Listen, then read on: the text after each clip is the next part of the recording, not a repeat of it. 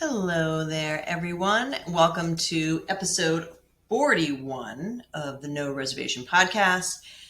This one is entitled The Power of Partnerships Working with Local Farms.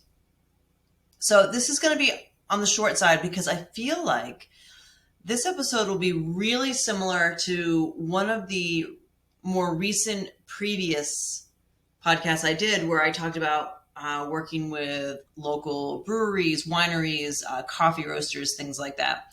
And not only the importance, I'm not even sure that's the right word to use, the importance, but just the great co-marketing opportunities there are there that I feel like not enough people take advantage of. So this is going to be similar in that. And I'm going to start off by highlighting a client of ours who does this extraordinarily well. It's just part of who she is, but I think anybody can do what she is doing. And this is Clandestine Kitchen, been a client of ours here for many years since she started. And she is a home delivery service of really delicious and very healthy meals and has grown from just a small handful of clients to, I don't know, thousands maybe at this point, a couple of trucks on the road, a head chef. She's just a genius marketer as well. I believe she worked for Williams-Sonoma for a very long time. But in her most recent menu highlights, kind of like her newsletter, she is talking about her upcoming menus and the farms that she partnered with to create these menus. So, for example, she has this week you can order a caprese salad featuring Wardsbury Farm, and that's out of Sharon, Massachusetts. So Sharon is a town that's probably only about 35-40 minutes away from where we are here on the South Shore. And there's a farm there that I have never heard of. And she is featuring this caprese salad with their local tomatoes and fresh basil. And then she has a beautiful picture of a caprese salad right there that you cannot see, that I am looking at. But if you go on the Clandestine Kitchen website, you'll be able to see it. So a few things about this. One, I'm fairly familiar with Sharon because it's not that far town from here. A lot of my kids' sports are also played against this town, so I'm sure I've been to their athletic field at some point or another. I had no idea that they had a farm there. So, of course, it's going to pique my interest that there's a farm there. Secondly, and you probably already know this, but when you are buying local, usually, local produce, probably local, anything but local, from like an organic farm, everything just looks more beautiful when it's on the plate. These tomatoes that she's showing here are just the most beautiful color red.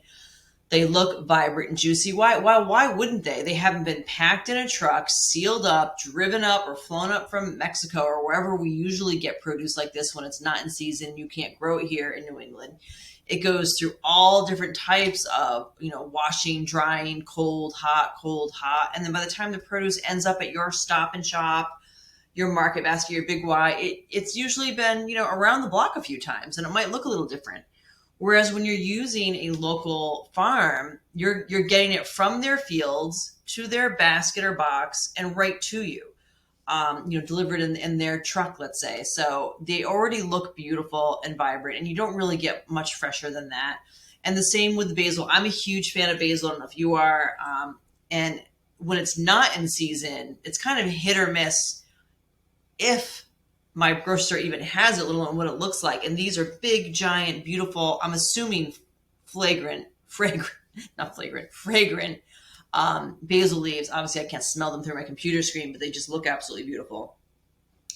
And that is just one of the amazing draws to being able to co-host or share in the marketing with a local farm of any kind. And now, at least here in New England, now is the time to do that when the farms can really be showcasing what they're growing so well. So, and you put that on your menu, or you add it as a special menu. And again, we have a download to create a special type menu that you could just print in-house and bring to your tables. And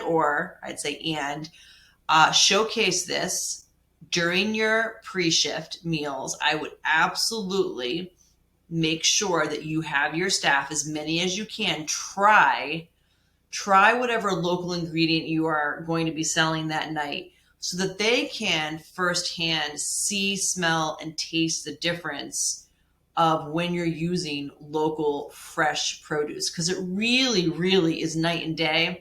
But if you're not someone that's used to it, that knows that there is a tremendous difference from when you're going to Big Y or Big Y or Stop and Shop or whatnot versus buying it down the street at your local farm, what the difference really looks, smells, and tastes like. So this is a great way to kind of, bring your staff together, which is what a pre-shift is for anyway, and share in this local farm that you're going to be highlighting on the menu. Because who knows, maybe they have some type of connection to it, or went apple picking there as a kid or whatnot, and they'll be able to sell it more for you, or hand sell it to the tables more, highlight that farm more. Maybe other people are familiar with the farm or drive near there, or didn't even know there was one in their own town and now they're aware of it. It's just a win all the way around. So that is just one example of how powerful, and I truly mean that, how powerful it can be with not only generating that energetic community vibe by using local when you're able to use local, but the cross promotions, just the energy of being able to share and highlight a community business that's near you. There's just so many wonderful outcomes that come from being able to do that. And then of course you're buying their produce. Now that's going to bring me over to the financial side of this, which is, could it cost more? Maybe. Now, and I do mean that maybe, because I think it's 50-50 on whether or not, if you buy local during season versus buying from your major produce supplier, if it's going to cost you less or not. I think some things will, I think some things won't. And if you think about it, it kind of makes sense. A local company is probably going to have higher overhead or just smaller margins, and they have to charge more in order to just make it worthwhile to keep their farm. So I wouldn't negate spending a little bit more money to buy the more expensive tomatoes, the more expensive basil, in my example, from this local farm. Make sure that you in some way, shape, or form are highlighting that that's exactly what you're doing and serving on the menu, and then just charge a little bit more for it. Make it a special and charge a little bit more for it so that you can not take the hit on your bottom line, because I would never ask you to do that. I think that you can make more money because you're sourcing locally, and because it's just going to be an all around better eating and dining experience because you get to eat local. So yeah, if we're doing dollar for dollar, would a case of tomatoes from, your main Cisco or Russo's produce, wherever you're using, be cheaper than a case of tomatoes from your local farm?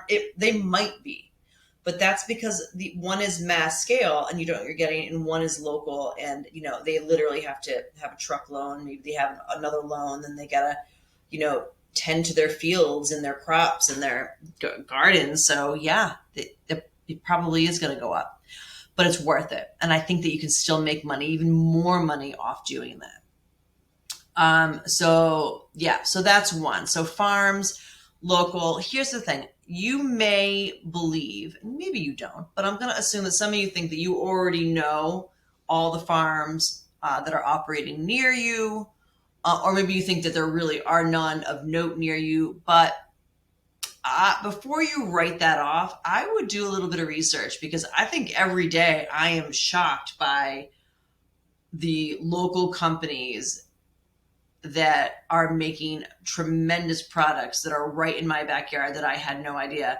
Case in point, this past weekend, there was a small business, like a local vendor fair at a nearby, we call it Starland. It's this big, huge, open kind of athletic fields, but they changed it into, it was inside, and they changed it into this vendor market.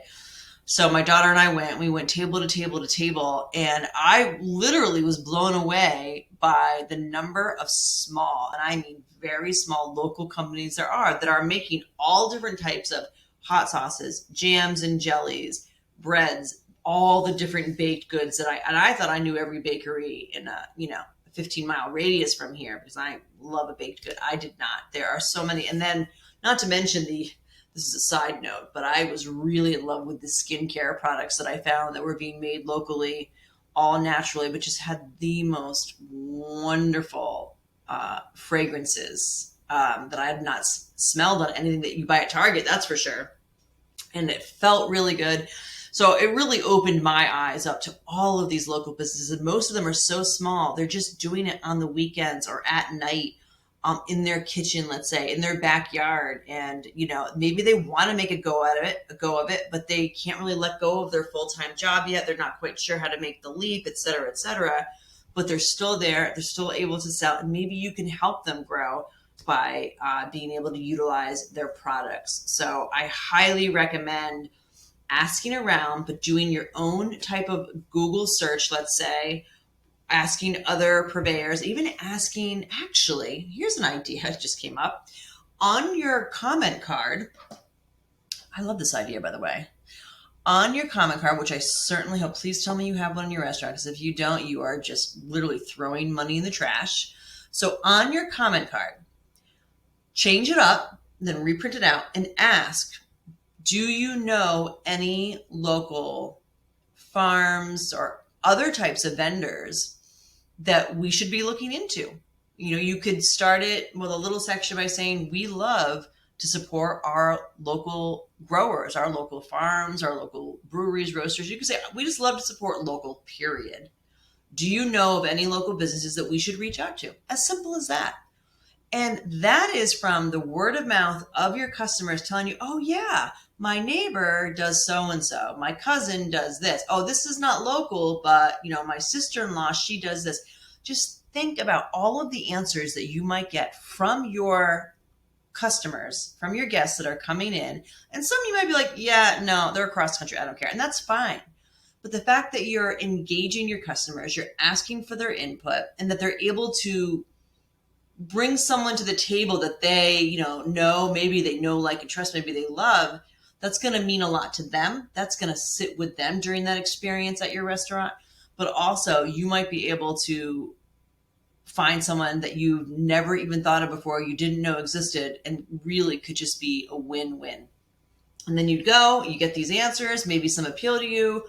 You send them an email, you call them up, you say, hey, so-and-so was in for dinner or lunch the other day, and we were asking about local companies, and they mentioned you, and we thought, hey, I'd give you a shot and see if there's a chance or an opportunity we might be able to work together.